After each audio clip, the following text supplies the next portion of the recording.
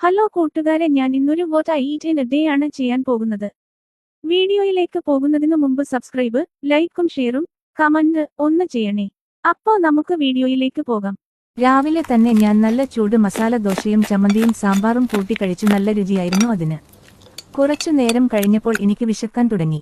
അപ്പോൾ ഞാൻ അടുക്കളയിൽ പോയപ്പോൾ ഫ്രിഡ്ജിന്റെ അകത്ത് നോക്കിയപ്പോൾ 2 ഐസ്ക്രീം ഇരുന്നു. അതും ഞാൻ കഴിച്ചു. കുറച്ചു കഴിഞ്ഞപ്പോൾ അച്ഛൻ എനിക്ക് കുറച്ച് ചോക്ലേറ്റും ബിസ്ക്കറ്റും കൊണ്ടുതന്നു. അത് ഞാൻ ടിവി കണ്ടുകൊണ്ടിരുന്നു കഴിച്ചു. അത് കഴിച്ചു കഴിഞ്ഞ് അടുക്കളയിൽ വീണ്ടും പോയപ്പോൾ അമ്മ എനിക്ക് മുന്തിരി ജ്യൂസ് അടിച്ചു തന്നു. അത് ഞാൻ കുടിച്ചു. അപ്പോൾ തന്നെ ഉച്ചയായി.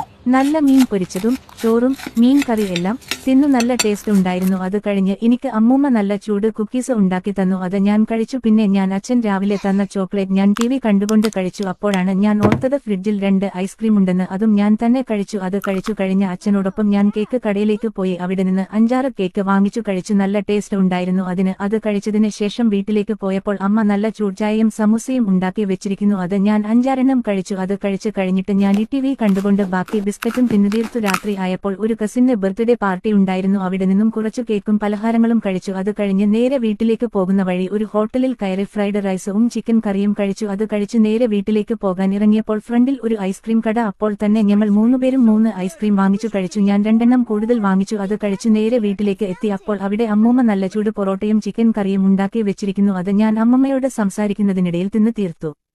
ഇപ്പോഴാണ് എന്റെ വിശപ്പ്